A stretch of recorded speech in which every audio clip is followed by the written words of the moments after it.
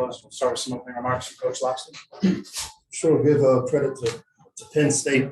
Obviously, today we did not play in any phase up to the standard that we have for ourselves.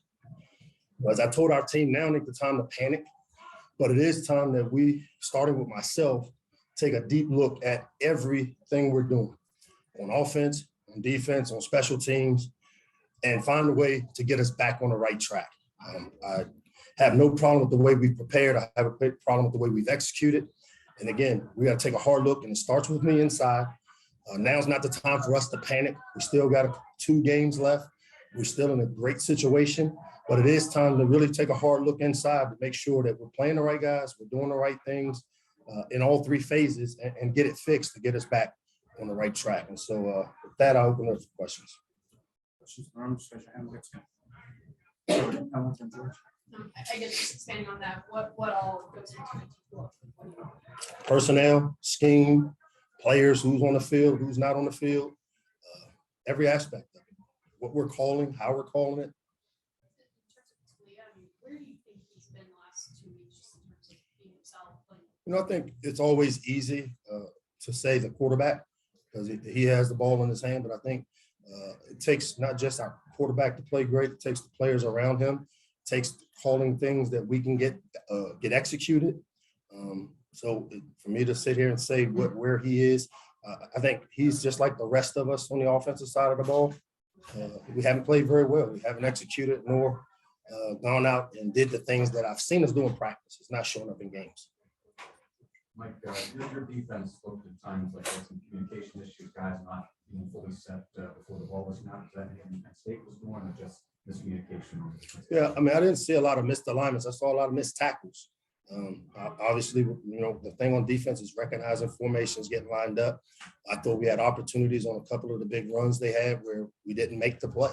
And that's where, again, when I talk about taking a deep dive, it's all the things that entails going about playing good football and winning football. Which, obviously a couple of our games for your offense. What do you see as the biggest issue that's facing the unit right now? I mean, it goes back to execution. And when you say that as a coach, automatically you think players, but no, it's not just players, it's everybody that's involved with our offense. And I'm involved on a daily basis with it, but we do need to look at schematically, are we doing the things that we're able to do with the personnel we have? Do we have the right guys on the field? Or do we have all the things? Are we dotting the I's and crossing the T's on the offensive side of the ball? Because there were times and opportunities out there early on, and we didn't get the ball out. We didn't get the ball where it should have been, and we didn't make enough plays. Alex in the back. You guys had so much optimism and excitement in a lot of the games earlier in the season. Obviously, the last 2 weeks, a very different story. How frustrated are you with kind of the change of time? How do you help your players kind of manage the emotions of all the changes that they sometimes? Like I said, it's frustrating because I know that we've not practiced the way we've played. And that's where when I talk about another deep dive, it's me saying what is stopping our execution. And to me, we're executing at a much better pace, a much better area early in the year. Right now, I think it's a matter of, we're an offense that's going to be predicated on making 4 or 5 yards on first down. We had too many negative yardage plays on the offensive side of the ball. And then again, we're giving up big plays. We play good defense for 3 downs, and then we give up a big play. And to me, that's where I have to go back and make sure that we're doing things we can get executed. We got the right people on the field, and that we're calling things that fit what we are right now as a team. Third row. You just kind of alluded to fourth down and touchdowns there. You think back to the Michigan game, there's a long touchdown on 4th down. What do you think it is that's contributing to you guys playing hard for 3 downs and then on 4th down they break off? That's what I've got to take a deep dive look at. I know today one of the runs we got into what we call our quarterback sneak defense because they went under center. The ball hitting the C gap. Didn't get across the face of the tackle. You're expecting sneak, and we get down inside those gaps. We got to play through the gaps, get more penetration. We had some shots to get them on the ground. We didn't get them on the ground. Third row, Sam. What do you attribute to the offensive line's kind of setback this last Right now it's just a matter of us covering people up in the run game. We saw 2 teams that are huge pressure teams, which means there's movement. We've worked our butts off of trying to cover up the movement. I thought today we did a better job of it, at least early on. But as the pressure mounted, our ability to cover the people up, sometimes your back has to make a guy miss. They made a few guys miss, and good backs have that ability that it's not always going to be blocked cleanly.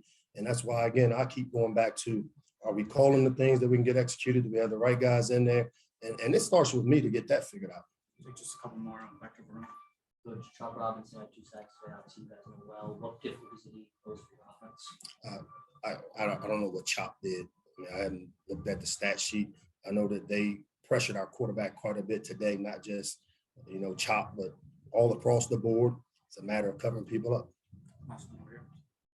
Mike, I hate to ask a big picture question after this game, but you come here and there's 85, 90,000 people on a day like this.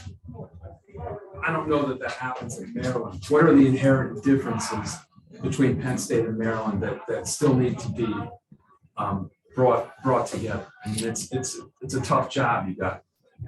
Today Penn State won. The inherent difference is that they played better than the Maryland Terrapins did today. My job is to get the Maryland Terrapins to play better. Okay. All right, thank you, Coach. What about Bo Braden, Roman Henry?